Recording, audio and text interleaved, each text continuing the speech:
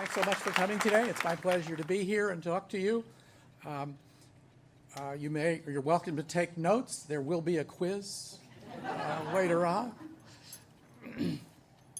I thought I would begin by asking for a show of hands. How many of you have traveled West End from Murphy Road down to 31st Avenue during the morning rush hour? Morning rush hour. And how many of you have traveled westbound from 31st to Murphy Road in the afternoon rush hour?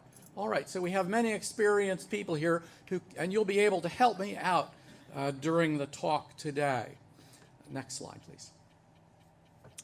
I want to ask whether the AMP is a good project. And I have two concerns. One of them is the effect on traffic congestion. I'm going to address that in a very direct way.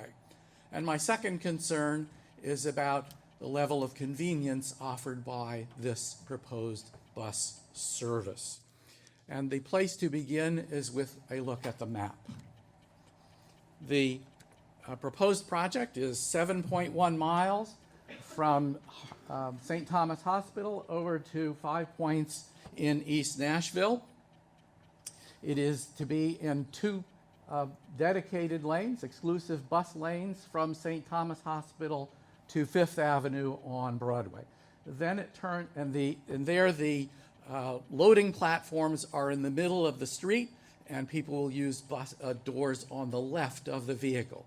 Then at Broadway at Fifth, it turns to the left into town, and it moves on regular streets, and it will use doors opening on the right of the vehicle moving through town.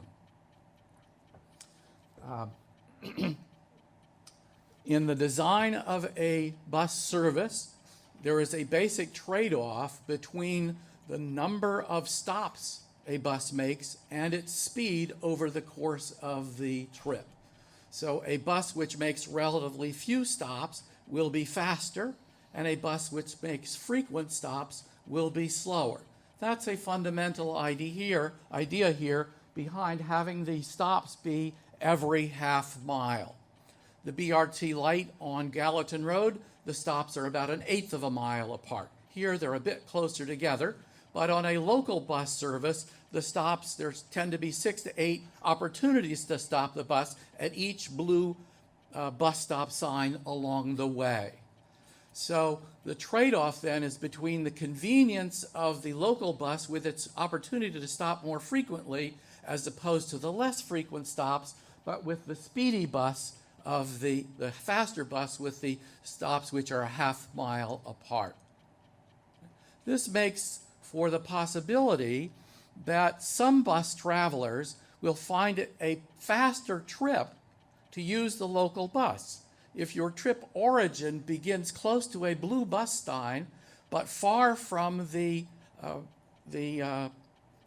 speedy bus in the middle of the street, then you have a longer walk to get to the fast bus, but a short walk to your local bus. And if on the destination end you have a long walk from the speedy bus to your final destination, you may find that you have a faster trip by using the local bus because the stops are close to you. So yes, the bus is moving more slowly, but end to end, some trips will be faster on the local bus, particularly for relatively short trips, which will be characteristic of trips on the 4-mile area here between St. Thomas Hospital and Broadway at Fifth.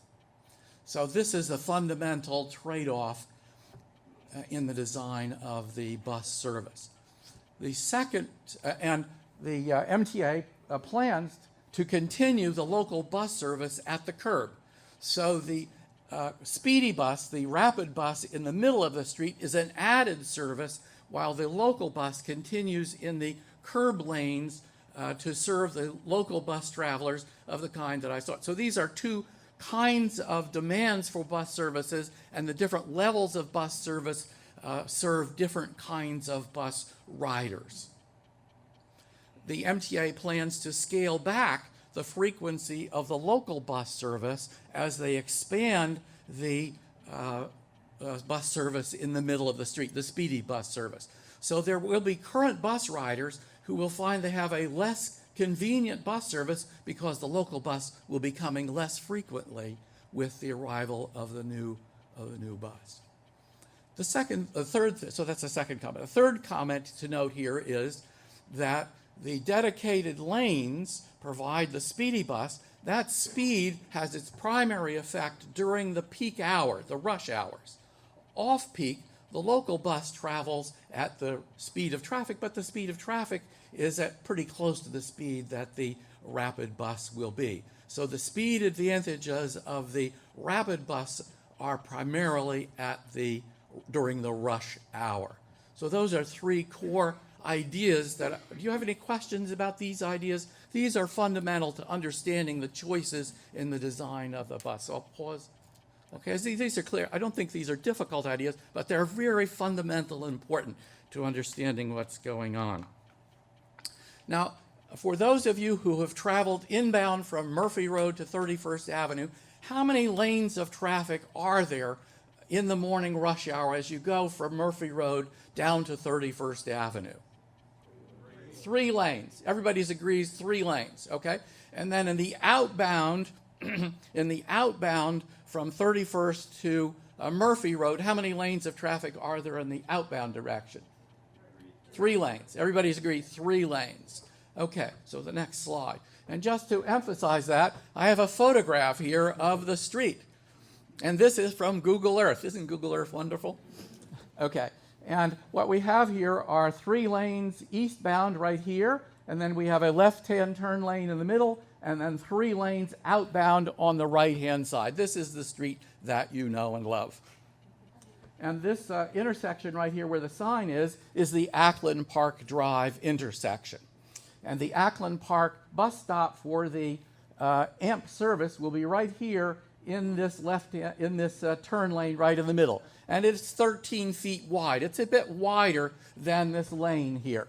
And then this lane right here will be the eastbound exclusive bus lane coming right past here, past this bus stop, going right here. And this lane will be exclusive for buses headed in the westbound direction. The bus planners propose that over here, the sidewalk and this green grass buffer zone will be replaced with an additional lane of traffic for part of the stretch between basically from this point up to Murphy Road. The lane will then the traffic will go over next to the stone wall, and the new sidewalk will be installed to the north of the stone wall.